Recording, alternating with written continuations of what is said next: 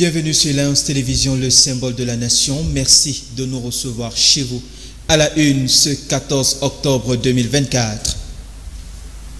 Remise de bourses des académiciens, ou du moins remise des bourses pour les élèves diplômés ou alors nantis de leur baccalauréat dans l'arrondissement de Zoé-Télé. Les autorités ou du moins le promoteur de cette initiative, M. Meka, a bien voulu récompenser les lauréats qui se sont donc distingués en arrachant avec beaucoup de bravoure et de brio leur baccalauréat session 2024.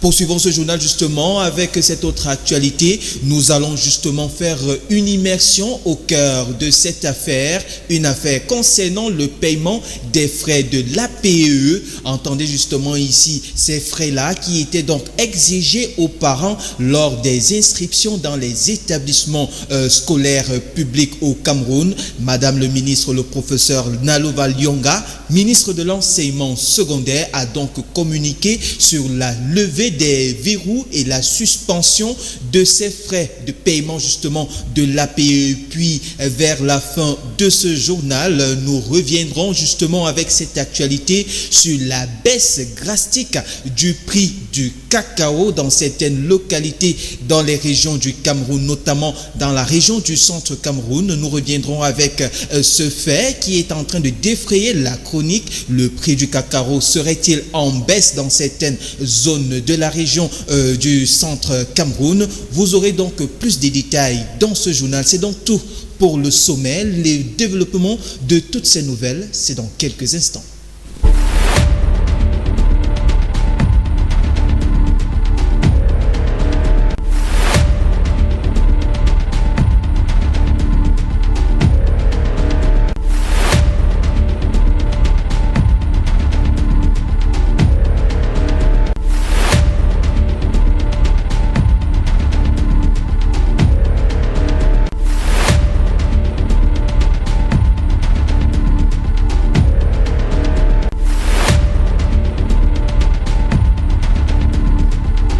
Je vous amène à présent dans l'arrondissement de Zoé-Télé pour vivre justement cet événement inouï que justement les populations ont donc vécu avec beaucoup d'abnégation. Le promoteur Louis-Maxime Meka a bien voulu récompenser ces élèves qui se sont donc démarqués par l'obtention de leur baccalauréat session 2024. Le promoteur, accompagné de l'adjoint au sous-préfet du dit arrondissement, n'ont pas manqué d'encourager et de féliciter ces lauréats. La remise donc des bourses académiques à ces lauréats nantis de leur diplôme du baccalauréat pour la session 2024. Voici le reportage que signe tout simplement Rostand Ambassa. Samedi 12 octobre, dans l'arrondissement de Zoé-Télé, le village Golban était en fête à l'occasion de la 4e édition de remise des primes d'excellence scolaire. Une édition toute particulière qui s'est tenue en présence de l'adjoint au sous-préfet de Zoé-Télé, Madame Ebouto Judith Pamela, qui a salué au passage l'initiative salutaire de Louis-Maxime Meka, promoteur de l'association Kerry Elephant et lead de l'arrondissement. Les jeunes font face à plusieurs défis maintenant, dont le plus pernicieux, le plus nocif est la consommation de l'alcool et des stupéfiants. La recrudescence des actes de violence dans notre société est un fait palpable. Donc il faudrait qu'ils s'en détournent résolument. Ça, c'est le premier conseil. Le second conseil serait de les voir se donner à fond dans le travail. Des bourses allant dans l'ordre de 50 000 francs CFA par enveloppe remises à une centaine de nouveaux étudiants, une mission que s'est assignée Louis-Maxime Meka. L'idée demeure la même. Le maître mot est celui d'encourager ceux qui veulent aller à l'école à le faire en les soutenant financièrement, sachant qu'ils font déjà le plus difficile eux-mêmes, à savoir aller à l'école, étudier leurs leçons, présenter les examens et les braver haut la main. Sous une pluie battante, lueur de bénédiction, les autorités traditionnelles, sous l'encadrement de Sa Majesté Dr Nkili Abosolo Joseph, chef de 3e degré d'Ongolban, ont procédé à la bénédiction du promoteur en lui adressant des félicitations et des encouragements pour ses belles œuvres accomplies à l'endroit des jeunes de sa localité, tout en lui demandant de continuer son œuvre. Nous avons foi en notre tradition. Aucun peuple ne peut vivre sans tradition. Même Jésus-Christ, qui est le Fils de Dieu, a vécu dans un biotope donné. Il a subi tous les rites avant maintenant de commencer son travail, soit en critiquant, soit en approuvant. Les récipiendaires, quant à eux, ne tarissent point d'éloges et de remerciements à l'endroit de Louis-Maxime Kamoka, leur illustre donateur, en lui promettant de faire bon usage des dons reçus et surtout de s'appliquer dans les études afin d'assurer la relève pour des lendemains meilleurs. Nous, en tant qu'étudiants, nous ferons de notre possible afin que ces dons dont il a sorti pour nous, qu'il ait un compte rendu de notre part à travers la... Restons toujours dans le cadre de l'éducation au Cameroun. Je vous amène justement à découvrir cette actualité concernant les enseignements secondaires. Les établissements publics sont donc désormais exempts de paiement des frais de l'APE. Décision donc rendue publique par le ministre de l'enseignement secondaire, le professeur Naloba Lyonga, qui a donc levé les verrous et a donc communiqué sa décision de la suspension du paiement des frais de l'APE. Dominique Owanja revient justement sur ce communiqué qui défraie justement la chronique. Écoutons-le.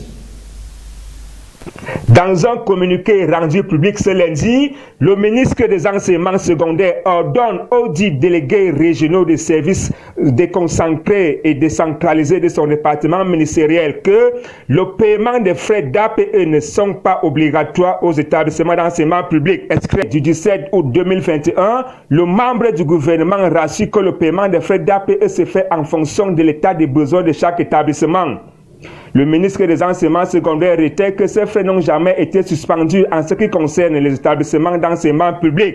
Toutefois, ces paiements sont souvent l'objet de beaucoup de polémiques et de controverses à chaque début de rentrée scolaire. Les besoins de chaque établissement varient entre 7 000 francs au premier cycle et 10 000 francs au second cycle pour les établissements d'enseignement général, et 10 000 francs au premier cycle et 12 000 francs au second cycle pour les établissements d'enseignement technique. Ce qui irrite beaucoup de parents d'élèves en raison de la gestion opaque de ces fonds. Selon les responsables des associations des parents d'élèves et d'enseignants, ces frais servent à payer les salaires des enseignants vacataires, à acquérir le matériel didactique, à financer des travaux de construction des salles de classe. À la session parlementaire de juin, le membre du gouvernement a été interpellé sur la question afin d'harmoniser ces frais qui n'est pas applicable dans les établissements privés et que les chefs d'établissement doivent cesser de... Je vous le disais justement dans l'entame de ce journal, le prix du cacao est justement en baisse dans certaines localités de la région du centre Cameroun. Après donc la longue période de vaste grâce, le cacao camerounais vit de moments difficiles au désarroi des planteurs qui vivent justement un déclin drastique du prix du cacao dans certaines localités de la région du centre Cameroun et évidemment dans certaines régions autres que la région du centre Cameroun, notamment la région du sud, est également concernée par ce phénomène qui va grandissant entre vertes flash justement ici, qui sont donc justement relevés par certains membres ou du moins certains planteurs dans ces localités-là, ces planteurs qui vivent justement ce déclin sans nom entre verte flash et moindre coût. Et si la conservation du précieux sésame les inquiète et fait grandir justement l'inquiétude dans un plus grand climat qui est donc vécu dans ces différentes localités de la région du centre et du sud Cameroun. Le devenir des fèves brunes, c'est dans ce reportage que signe tout simplement Yvette Obélé. 6 voire 7 000 francs CFA. Voilà jadis le prix du kilogramme de cacao à travers le triangle national au Cameroun.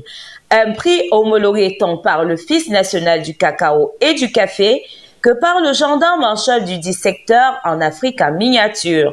Un bonheur pour les planteurs et coxeurs qui ne voyaient que la vie en rose.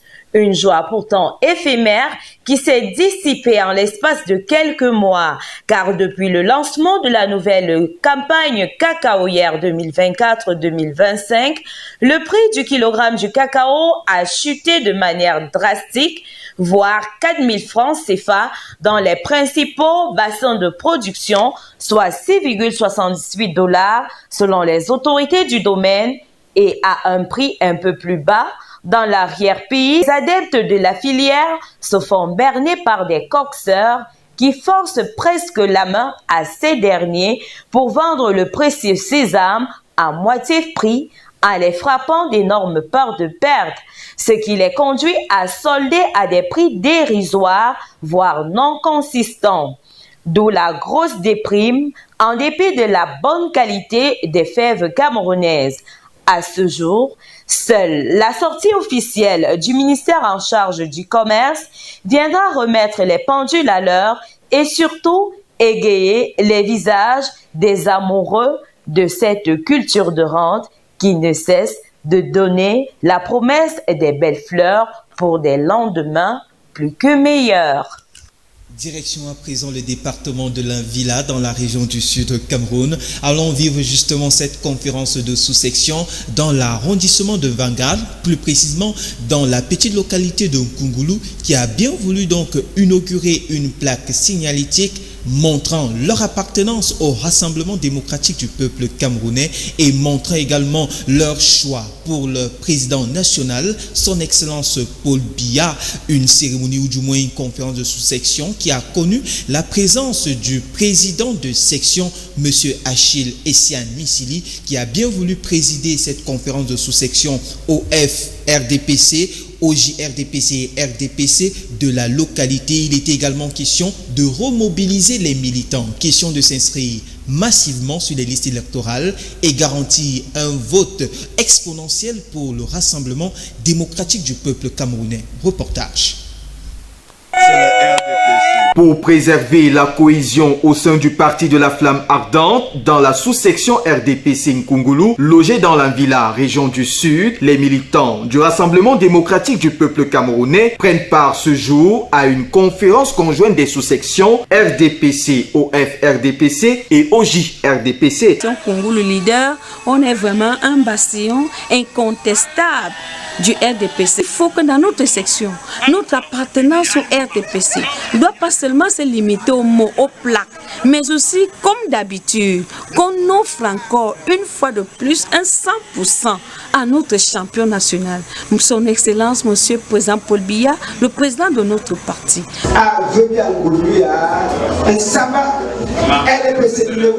L'ordre du jour s'articule entre autres sur l'inscription massive sur les listes électorales et l'inauguration par le président de section d'une magnifique enseigne dédiée au président national du parti, chef de l'État, son Excellence Paul Biya, retient l'attention de tout venant tout en rappelant aux opportunistes que Nkungulu reste et demeure la chasse gardée du RDPC. Et tout s'est très bien déroulé dans l'ensemble avec la mobilisation vraiment des militants, de plus de 500 militants, pour pouvoir préparer l'échéance future par rapport aux élections. La maison communautaire qui sert de cadre à cette séance de travail voit également la présence des élites locales, des chefs traditionnels et se referme sous un climat harmonieux avec pour seul idéal faire de Paul Biya le champion aux prochaines échéances électorales.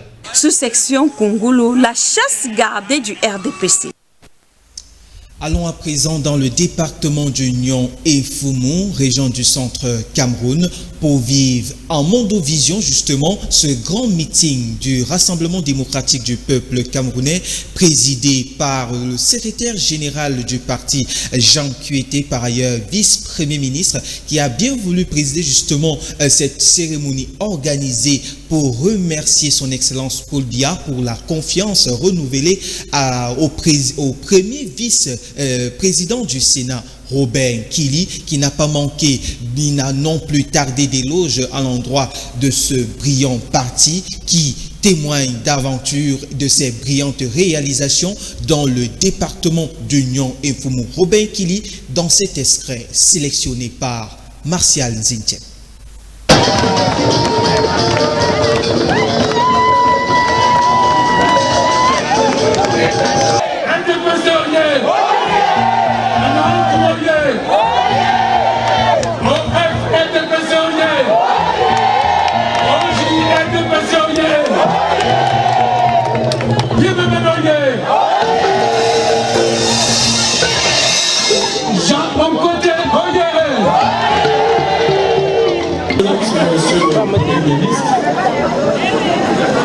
Je connais certainement mieux que quiconque votre modestie, mais souffrez qu'on magnifie votre présence. C'est le président national du parti que vous représentez qui est ici un homme.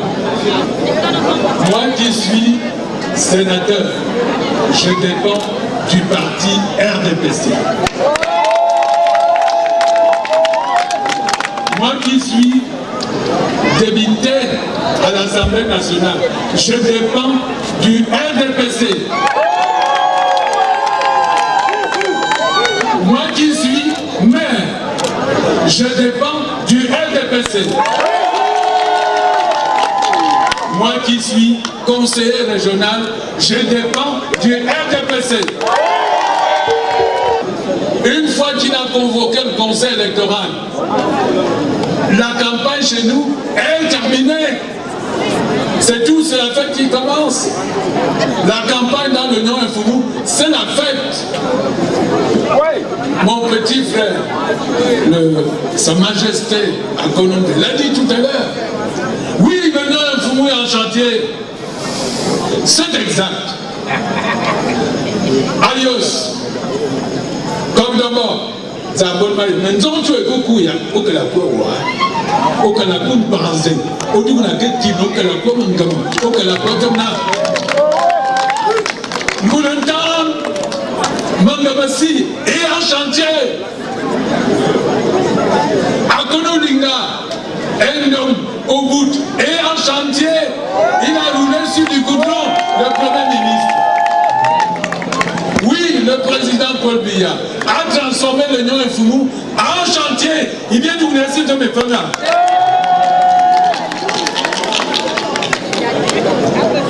Non, le discours est terminé, monsieur le Premier ministre. Surtout quand on a un préfet qui est à votre droite là, qui est tout le temps en train de marcher sur la route avec un bâton.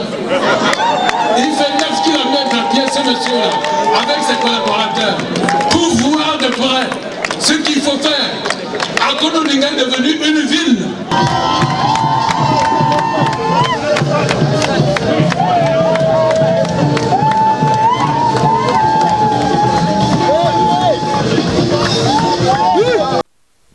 Parlons de cette problématique qui dérange la plupart des Camerounais dans la ville de Yaoundé. La gestion des ordures ou alors des poubelles reste une préoccupation majeure pour le gouvernement camerounais. Que se passe-t-il justement avec ce désordre urbain visible dans la cité capitale? Le gouvernement camerounais se penche véritablement sur la problématique du recyclage et la gestion accrue de ces ordures dans la cité capitale, cause de plusieurs maladies. Notre reporter, le jeune Bélé, a donc fait le déplacement et a sillonné les différents arcanes de la cité capitale. Voici son reportage.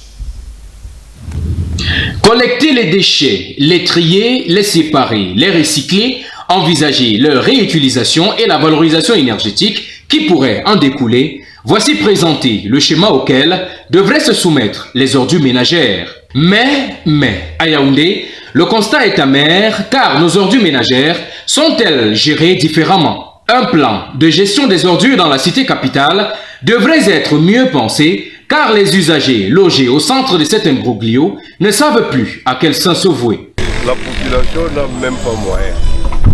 C'est difficile parce qu'on va gérer ça comment? Les ordures, avec l'espace qu'il n'y a pas, là on peut verser les ordures.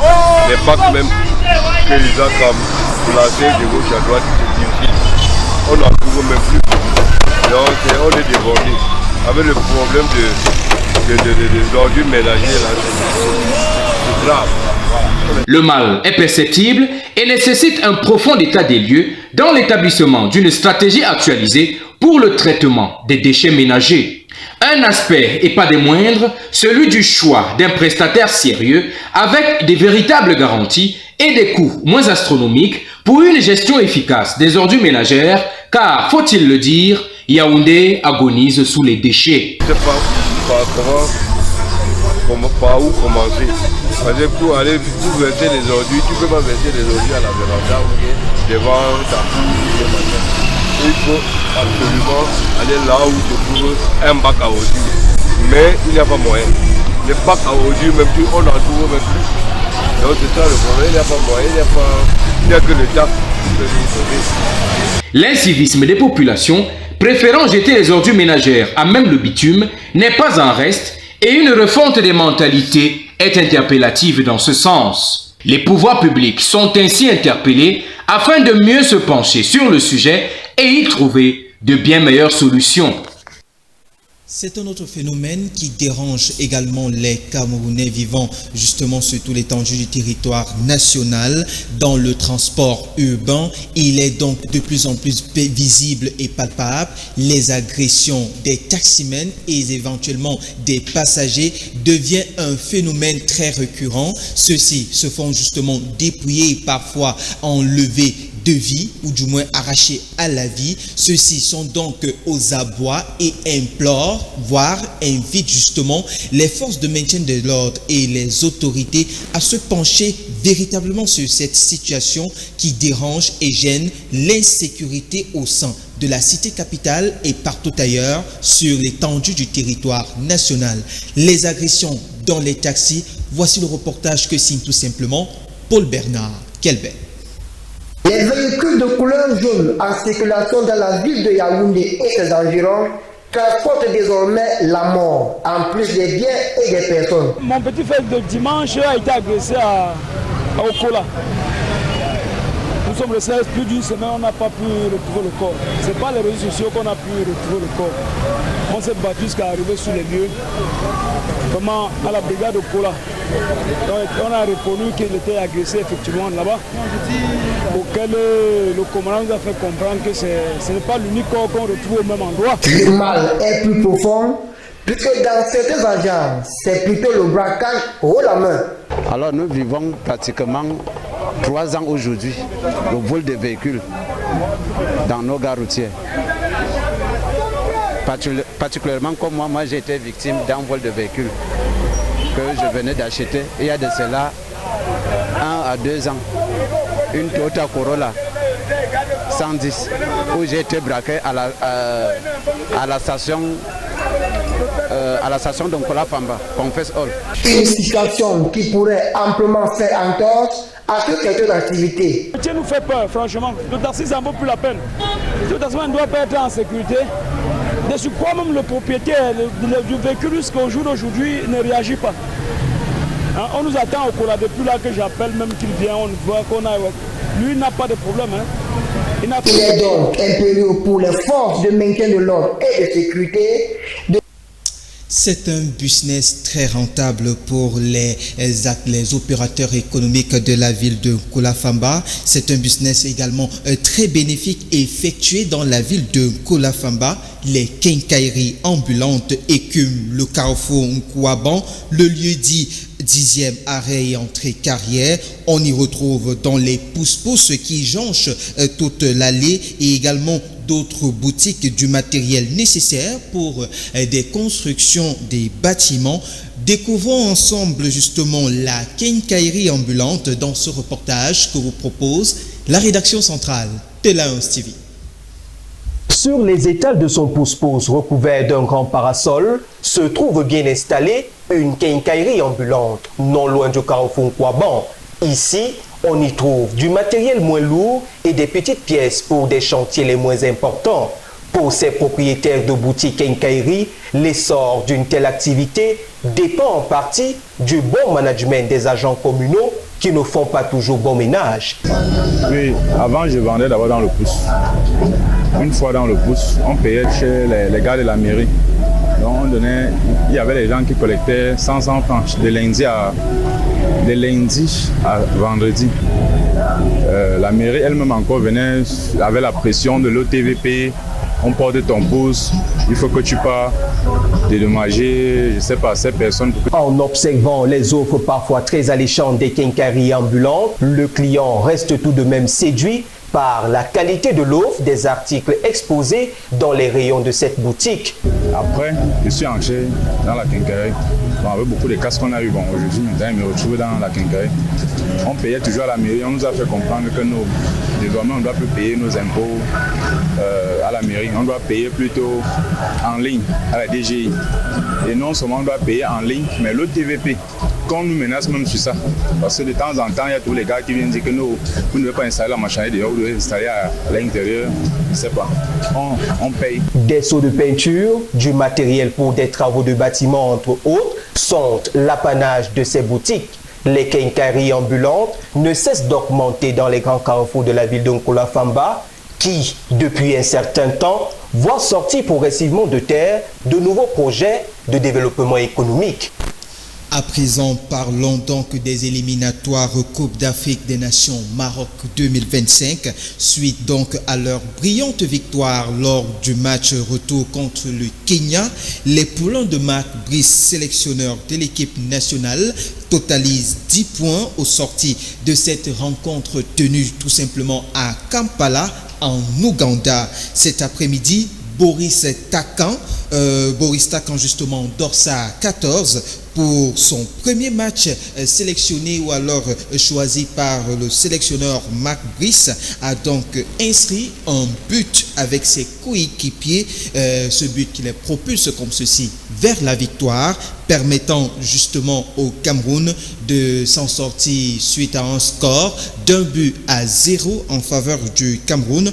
Un but donc qui a donc été exécuté lors d'un coup franc bien exécuté dans les filets pour l'équipe kenyane, et c'était comme ceci que le Cameroun enregistre comme ceci justement les 3 prochains points qui les propulsent à 10 points au total. On rappelle tout simplement que le Cameroun est classé premier de son groupe et affrontera justement dans les prochaines dates et les prochains rendez-vous la Namibie. Ce sera donc dans nos prochaines éditions que nous allons justement développer cette actualité. Restons toujours dans le cadre de ce 19h30. Je vous amène à présent du côté de l'arrondissement des Ceux pour vivre justement une autre belle rencontre. Il s'agit tout simplement de ce match de football qui a donc tenu en haleine les populations de la ville des Ceux. Le club 2-0 de la commune d'arrondissement des Ceux contre celui de la commune de Languina. C'était au stade municipal Samuel Eto'o. Les populations de la ville des Ceux ont donc occupé ce stade pour vivre en direct cette rencontre qui a donc été soldée par une victoire justement de l'équipe des Ceux qui a donc permis à ceux-ci de remporter cette première édition de ce tournoi, un tournoi départemental qui s'inscrit dans un projet qui sera donc fructueux et porté par les 2 communes d'arrondissement, la commune des Ceux et celle d'Olanguina. Le maire Martin Dongombouné et son homologue de la commune d'Olanguina, Alphonse Didier Bikoula, salue cette initiative et invite les autres maires voisines du département de la Meufoué-Afamba de rejoindre le projet, question de l'étendre le plus loin possible. Voici le compte rendu de cette journée sportive vécue et regardée dans la ville de Ceux. Sous le ciel bleu parsemé de nuages, ce samedi dans la ville des Ceux se tient au stade municipal Samuel Eto'o la toute première rencontre sportive des clubs 2-0 du département de la Meufoué-Afamba. En vue de matérialiser ce projet intercommunal naissant, les communes des Ceux et de Languina posent les bases de la création d'un tournoi de football départemental offrant au grand public présent un match amical avec à l'affiche le club 2-0 de la ville de Languina en vert et celui des Ceux habillé en jaune or. Ce match, on a voulu que ça soit une bonne chose. Dieu merci parce qu'ils ont bien joué. On n'a pas voulu les gagner beaucoup. Parce qu'on a réservé pour le match retour. Aujourd'hui, on avait forcément voulu gagner. Mais nous avons gardé une périodement à l'extérieur parce que moi j'ai commencé à jouer la deuxième mi-temps. L'équipe adverse avait plus de jeunes que nous. Le magnifique spectacle dont le sous-préfet d'Assamba, Régis Mbabidon, salue les mérites et la conjugaison des efforts mutuels des fils Veleux, conduits respectivement par Martin Dongombouni, maire d'Esseux, et d'Alphonse Didier Bikoula, maire d'Olanguina. Aujourd'hui, les communautés d'Esseux et d'Olanguina se retrouvent. Elles apprennent à se côtoyer, à se connaître. Elles apprennent à partager des valeurs de solidarité, de fair play, de fraternité ensemble. Et c'est en cela que nous pensons que cet esprit de solidarité peut se déporter sur toute autre chose. La politique, le social, le culturel. Tout cela a besoin de la solidarité, de la fraternité. Comme vous le savez aujourd'hui, il nous est demandé, nous autres collectivités, de nous mettre ensemble pour pouvoir échanger, partager des expériences et voir ensemble comment on peut mutualiser nos forces pour résoudre un certain nombre de problèmes. C'est ainsi donc que le maire de Languina et moi, nous avons imaginé, nous sommes dit, pourquoi pas commencer quelque part. Et l'une des choses, nous savons que le football aujourd'hui est un outil fédérateur. Aujourd'hui donc, nous avons décidé de réunir nos 2-0, comme 2-0, pour que nous jetions les bases de cette collaboration, de cette intégration et de cette intercommunalité. Malgré la forte dominance du club 2-0 d'Olanguina au cours de la première partie, avec des occasions de but manquées, la seconde mi-temps a laissé voir une remontée de la formation des Ceux, enregistrant un score final de 2-1. C'est une très bonne initiative. C'est une initiative pareille que nous voulons. C'est deux communes voisines. Il va de soi que lorsqu'elles sont mises ensemble pour certaines initiatives, c'est les populations qui seront bénéficiaires. Il faut que les autres viennent nous trouver pour qu'enfin on puisse encore évoluer, aller en fou, aller à soi, le paris. Il faut que les deux arrondissements ils ont montré l'exemple. Une journée qui témoigne à suffire les bienfaits du vivre ensemble tels que prônés par le chef de l'État.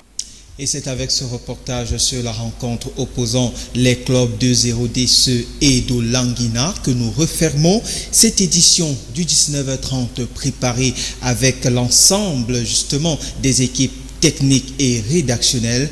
Madame, Monsieur, merci de votre aimable attention. Restez justement connectés sur l'Alliance Télévision, le symbole de la nation. Nos programmes se poursuivent ici et nulle part ailleurs. Bien bonsoir.